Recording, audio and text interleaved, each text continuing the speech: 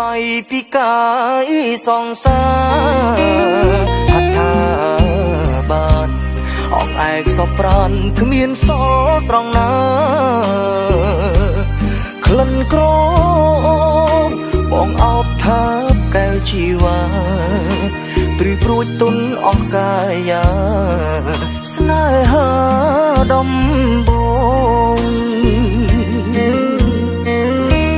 សូដនមូលខ្លំលើដើ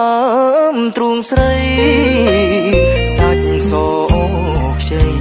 ក្នុងទ្រូងញាប់ភ័យព្រឹកព្រើនេត្រារូបអូនស្រស់ដងខ្លួនសមនឹងហត្ថាចង់កេងដូចទេពធីតាឲ្យចេតនាមើលគ្មានទងអ្វី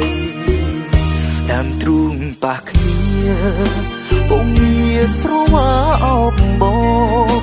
កែភ្នែកដូចបិទទាំងសងអូនសឹកប្រាប់បងថាកុំចោលស្រីអូនថាស្នេហ៍ស្មុំប្រគល់ជូនព្រមអាចារ្យចាត់បងរួមភើបលាយភ័យសែនស្ដាយពេលភ្ញាំងដឹងខ្លួន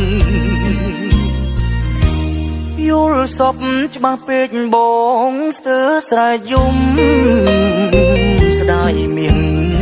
មុំមិនបានថ្នាក់ភ្នំឲ្យអស់ចិន្តាអូនស្អាតណាស់តើពើនៅដល់ទីណាជាតិនេះតើធ្វើយ៉ាងណាបានរួមស្នេហាដូចក្នុងសូបិន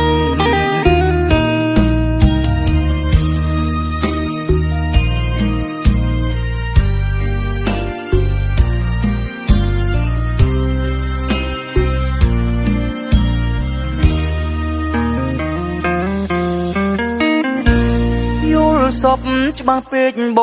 ងស្ទើរស្រែកយំស្ដាយមៀងមុំមិនបានថ្នាក់ភ្នំឲ្យអស់ចិន្តាអូនស្អាតណាស់តើពើនៅដល់ទីណាជាតិនេះតើធ្វើយ៉ាងណាបានរួមស្នេហាដូចក្នុងសូបិន